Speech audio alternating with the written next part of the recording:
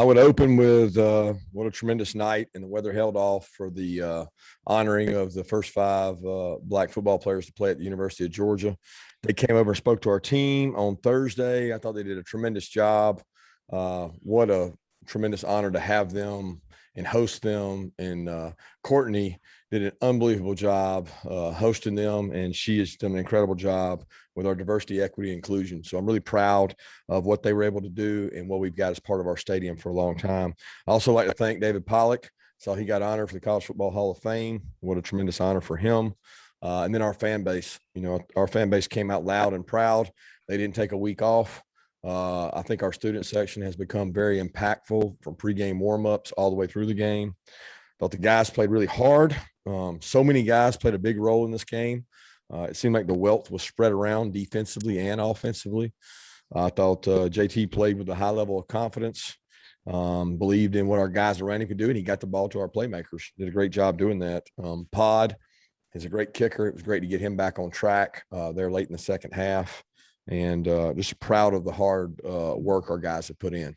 We got to get better, and we're not where we need to be. We didn't play as well defensively tonight as we have in the past, and we'll continue to improve. Okay, let's go to Chip Towers and then Seth Emerson. Coach, you mentioned it for a minute, but just the end of the first half seemed really critical for things. Getting a safety out of that and then coming back down and getting the field goal. Can you just talk about taking advantage of those last 24 seconds? Yeah, situational football is critical. And, we rep those exact situations every Thursday. And, man, I was really proud of the execution. Number one, they stopped us, which can't happen. We can't, not have an opportunity. And he took the timeout, which told me that he was – going to try to use the clock and not let it run out.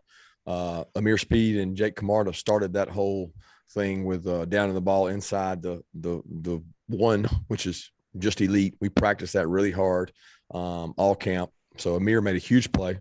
Jake made a huge play. And then the defense made a huge play. Then the special teams made a big play. And then we were able to save our timeouts. And it was really big to get those pass plays to set up the field goal. I just thought that was a really good sequence to steal 5 points. Kirby, on offense, how much of it is that you're taking what the defense gives you? How much of it is that the passing game is just better than the running game for you guys right now? Yeah, I don't know. Yeah, I think it's definitely that.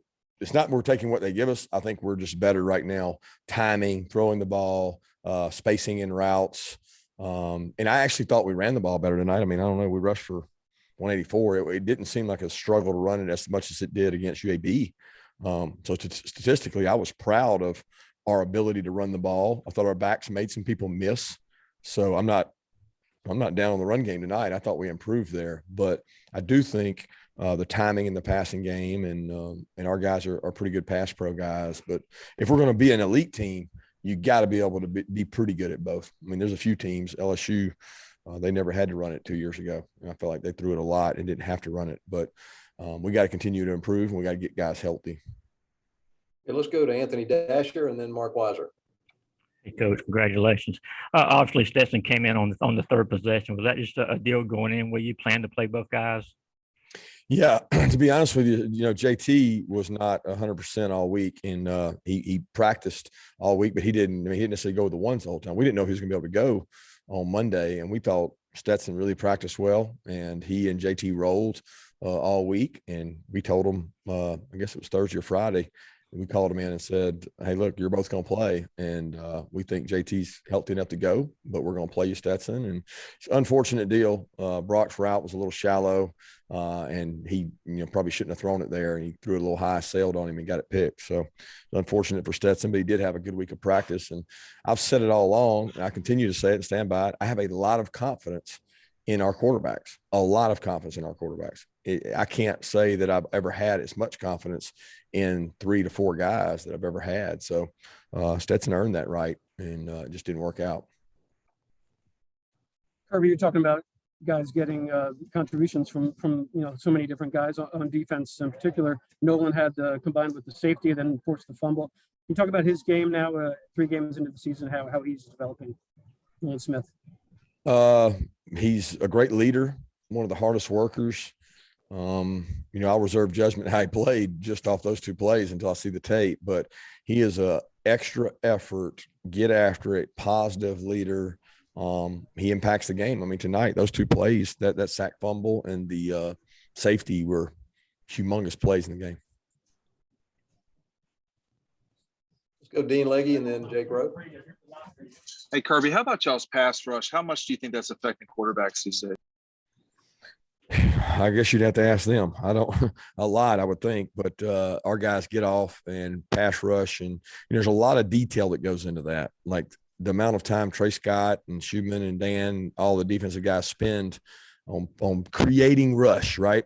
Creating, it's not just one-on-one, I beat my guy. It's games, it's twists, it's stunts. It's knowing when it's a pass, when it's a run, when I can take advantage of things. There's a lot of things our linebackers call to our front to get them in pass rush mode.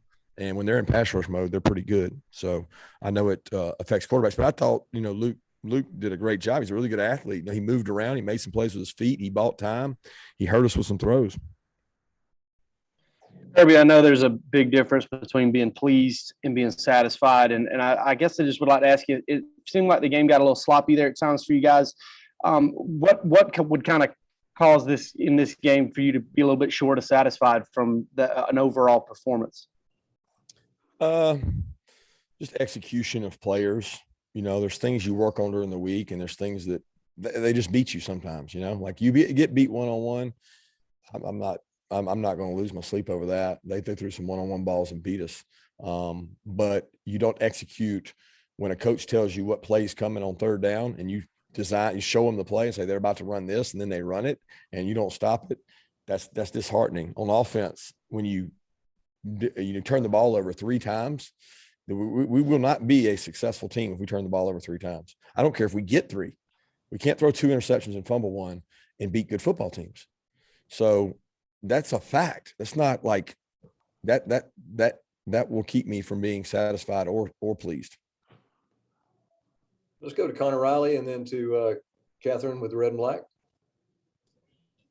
Hey, Kirby, you got Brock Bowers and Adonai Mitchell involved early tonight. What does it say about them then as freshmen? They're already at this point 3 games into their careers making major contributions for you at this point in the year. It's the way of college football now. A lot of good players leave junior years.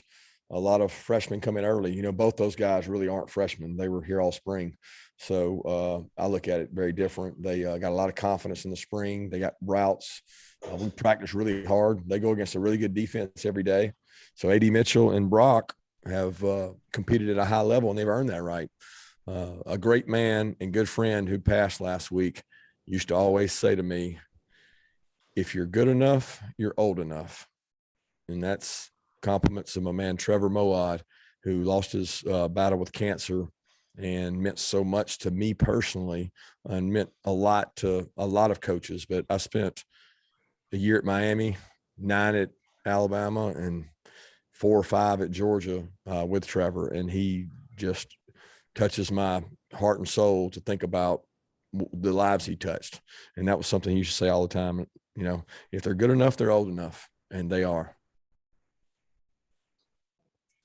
Hey, Coach, kind of going off of that last question with Adonai Mitchell, I wanted to ask you what he did in practice this week that made you think he deserved a starting position today. Well, he's talented. He's learning how to work. He's, it's very similar to Jermaine Burton. Jermaine Burton was a talented receiver last year that we felt like would get better the more he played. And, AD's got a lot of parts of his game to work on, the physicality, but he does run routes. He does have elusiveness, and he has really good first step quickness. And our coaches felt like if we're going to go to where we want to get to, he's got to go play. and he's earned it. I mean, he's made plays. He's a good football player, and as he earns that, he makes our team better. And I got to say that Marcus Rosemy and Justin Robinson and a lot of those other guys, Lab McConkey and Jalen Johnson, they have done really critical good work, and they've gotten better. Marcus caught a ball tonight and burst and got down the field, but AD has improved a lot too. And as long as those guys are healthy and getting better, we got a chance to be a successful team. Okay, let's go to Jeff Schultz and then Brandon Sedge. Kirby, I know you're focused on your team, but as everybody tries to figure out kind of the pecking order in college football, you might know that like Clemson struggled to beat Georgia Tech today, and Alabama had a hard time in Florida. I was just wondering what that tells you kind of about, maybe the state of college football this year, and maybe how it affects you guys. Yeah, I hadn't seen any scores. I was asking on the way over here, who won the Penn State Auburn game. I didn't know. And, it's weird to me. It's a weird year because not necessarily the Clemson score or the Alabama, because playing at Florida is a tough place to play, but it's just different. It's a different feel to it because there's so many teams that I know are talented. And I'm not talking about those teams, but they lose to somebody that's like, man, they have no business losing to them, or upsets seem to be more prevalent, and we're not immune to that. So we're trying to heighten our awareness to this standard. Like, hey, can we play to this standard all the time? Or are we going to go out there and be flat, not play to our standard? And it's hard when you're dealing with 18, 19, 21 years old, because they get told all these things, and they start reading and believing it. And I'm warning our guys all night, hey, look, you played well tonight, but let's be honest. We're on this like trajectory, and we're trying to climb this thing. And on this flight, we're trying to take off. We're like wheels up. We're getting there. We're not at the highest altitude yet. And so what can we do to avoid that? But I see it every week in college football, and we try to bring it to our guys' attention. Hey, Kirby, kind of following up on the defensive line and the pass rush. I mean, especially at home when it's a third down or a crucial situation, and you're able to bring that pass rush and that pressure. How valuable is that unit at those moments? And then also, I know that you're not the type of guy who's going to say like, oh, they've done everything perfectly. So how can the pass rush kind of improve here? Like, what do you feel like that next step is? I don't know. I have to watch this tape and see. I do think that our guys are great get off guys. I think people are going to scheme us up a little bit. They're going to protect first. They're going to chip us. They're going to 7-man protect, and they 7-man protect. It's hard to beat it. So we got to have some answers. Some of our sacks have been coverage sacks, but tonight they had a nice plan. They got the ball out quick. They made it simple for the quarterback, and they beat us one-on-one some. So when you lose one-on-one, you can lose some third downs. We win a couple of those third downs. It's a worse situation for them. They were able to extend drives and able to do it. But, I don't know how we improve it, but I can assure you this, our coaching staff will never rest. When you're ripe, you're right. When you're ripe, you rot. And when you're green, you grow. And by God, we're going to stay green because we're going to keep growing and getting better. Okay, we got time for a couple more. Let's go Mike Griffith and then Palmer Toms. Yeah, Kirby, you mentioned a couple of the shots they took. I guess I would just ask you about those plays. You say sometimes those just happen, or there's some teaching or correctable things for Amir on a couple of those deep balls. Well, not just Amir. I mean, it was several guys, right? DK got one. He went up and got one up and got one over top of him. Kamari got one. They hit an over route on Lewis. I think it came back and ended up being incomplete, but they had him, and they ran through a double once. So it was not just Amir. It was several guys. And, Josh Vann had a good night for them. And, hey, we're going to face guys like him every week. So you got to play with great technique. And I don't care what your pass rush is. It's not getting there before that ball's out.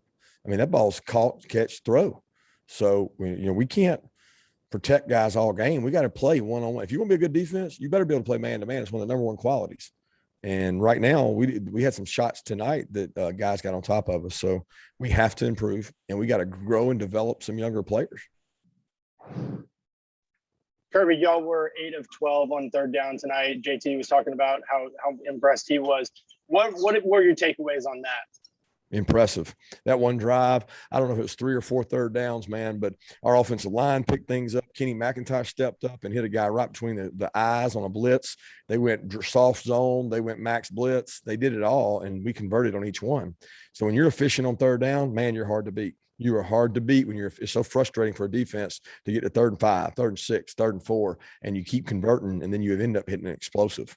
So I was proud of the ability to function and convert by our offense, which takes more than a throw and a catch.